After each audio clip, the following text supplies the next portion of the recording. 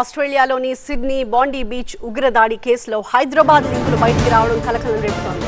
Beach లో తన కుమారుడు నవీద్ అక్రమ్తో కలిసి కాల్పులు జరిపిన సాజిద్ అక్రమ్ స్వస్థలం హైదరాబాద్ గా గుర్తించారు. సాజిద్ అక్రమ్ దగ్గర భారత పాస్పోర్ట్ లభించింది.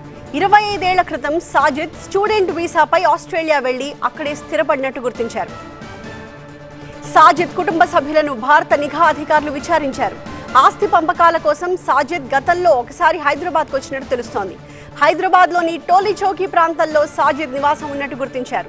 2022లో తన ఆస్తులను అతను అమ్ముకున్నట్టు తెలుస్తోంది. 50 ఏళ్ల సాజిద్ 2 సార్లు మాత్రమే భారత్కు వచ్చినట్టుగా తెలుస్తోంది.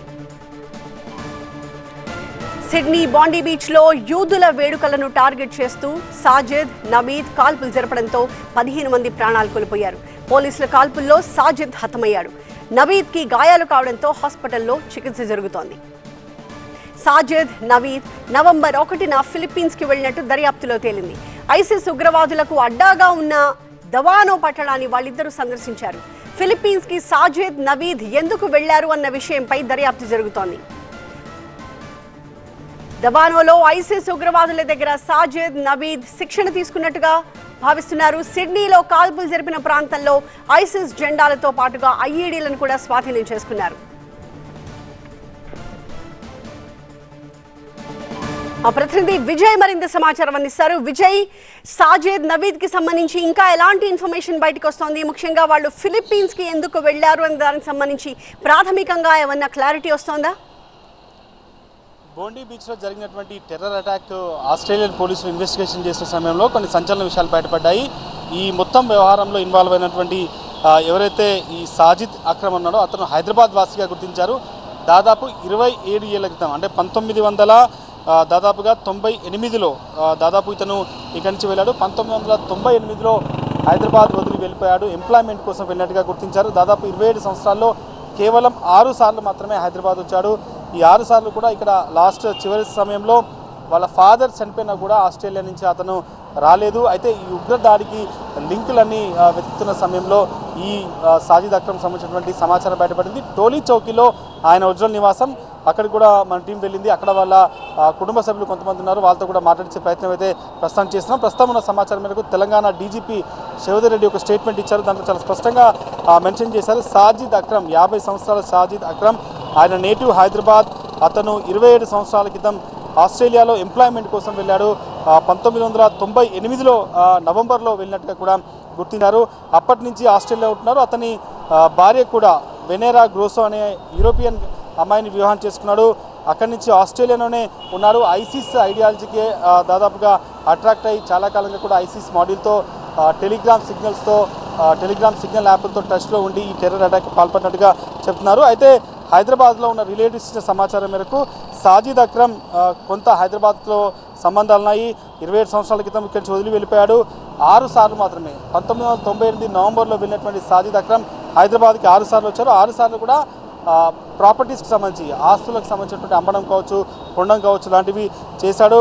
దాని తర్వాత దాదాపు ఈ ఫ్యామిలీ మెంబర్స్ కూడా ఎక్కడ కూడా అతను ఈ రాడికల్ ఐసిస్తో చేతులు కలిపాడు, ఐసిస్తో సంబంధం అనే విషయాన్ని హైదరాబాద్లో ఉన్న పేరెంట్స్ కూడా, హైదరాబాద్లో ఉన్నటువంటి ఎవరైతే బంధువులు ఉంటారో వాళ్ళు కూడా నమ్మలేకపోతున్నారు.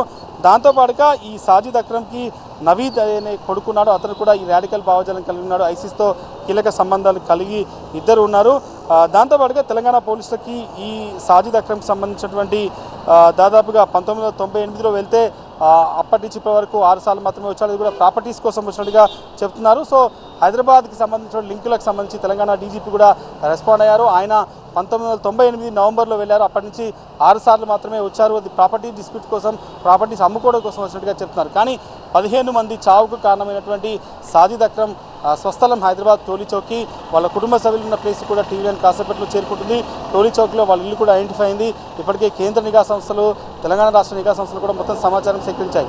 ఎక్కడ కూడా రాడికల్తో సంబంధం అంటే ఐసిస్కి సంబంధించిన మాడ్యూల్తో సంబంధం ఈ సాజిద్తో పాటుగా నవీద్ ఇద్దరు తండ్రి కొడుకులకు మాత్రమే ఉంది. కుటుంబ సభ్యులకు ఎట్లాంటి సమాచారం అనేది వాళ్ళు కూడా ఒకసారిగా షాక్ గురవుతున్నారు. హైదరాబాద్ నుంచి ఎంప్లాయ్మెంట్ కోసం వెళ్ళి అక్కడ ఒక యూరోపియన్ని వివాహం చేసినటువంటి సాజిద్ అక్రమ్ సడన్గా ఐసిస్లో ఎందుకు జాయిన్ అయ్యాడు, ఐసిస్తో సంబంధాలు పెట్టుకొని ఇంత మాస్ అటాక్కి ఎందుకు పాల్పడ్డాడు, 15 మంది చావుకి బాండీ బీచ్లో చావుకి కారణమైన వ్యక్తి హైదరాబాద్ వాసి అని తెలియడంతో ఒక్కసారిగా కేంద్ర నిఘా సంస్థలు కూడా అలర్ట్ అయ్యాయి. రాష్ట్ర పోలీసు విభాగం కూడా టోలీ చౌక్ వెళ్ళి పూర్తి సమాచారాన్ని సేకరించింది. కానీ ఆయన మూలాలు హైదరాబాద్లో ఉన్నాయి, కానీ హైదరాబాద్తో ఎలాంటి సంబంధం ఇన్సిడెంట్కి లేదు అనేది తెలంగాణ పోలీసులు చెప్తున్న పరిస్థితి కనిపిస్తుంది. రాష్ట్ర డీజీపీ కూడా స్వయంగా రెస్పాండ్ అయ్యారు. ఆయన ఒక నోట్ కూడా విడుదల చేశారు. సోదరెడ్డి డీజీపీ చెప్తున్న ప్రకారం అయితే 1998 నవంబర్లో వెళ్ళిపోయాడు. ఆ తర్వాత ప్రాపర్టీస్ కొనుక్కోవడం కోసం హైదరాబాద్ వచ్చాడు. పూర్తి స్థాయిలో ఇన్ఫర్మేషన్ అయితే తీసుకుంటున్నాం. ఈ ఇన్సిడెంట్తో హైదరాబాద్కి ఎటువంటి సంబంధం లేదు, కానీ ఆ ఇన్సిడెంట్ చేసిన వ్యక్తి హైదరాబాద్ వాసి కాబట్టి పూర్తి స్థాయిలో ఆయనకు సంబంధించిన సమాచారాన్ని సేకరించడానికి మాత్రం తెలంగాణ పోలీసులు చెప్తున్న పరిస్థితి కనిపిస్తుంది. ఇల్లు ఐడెంటిఫై అయింది, కుటుంబ సభ్యులు బంధువులంతా కూడా ఇక్కడే ఉంటున్నారు. చాలా లిమిటెడ్ ఫ్యామిలీ మెంబర్స్ అంతా కూడా ఉంటున్నటువంటి పరిస్థితి ప్రస్తుతం కనిపిస్తుంది. కొద్దిసేపట్లోనే వాళ్ళ రియాక్షన్ కూడా మనం తెలుసుకునే ప్రయత్నం అయితే చేద్దాం. కాసేపట్లోనే ఆ ఇంటి దగ్గర కూడా మనం చేరుకునే స్పాట్ కూడా చేరుకోబోతున్నాం. ఈ మొత్తం వ్యవహారంలో కేవలం హైదరాబాద్లో 1998లో వెళ్ళినట్టుగా మాత్రం పోలీసులు అయితే గుర్తించారు. Right, thank you Vijay.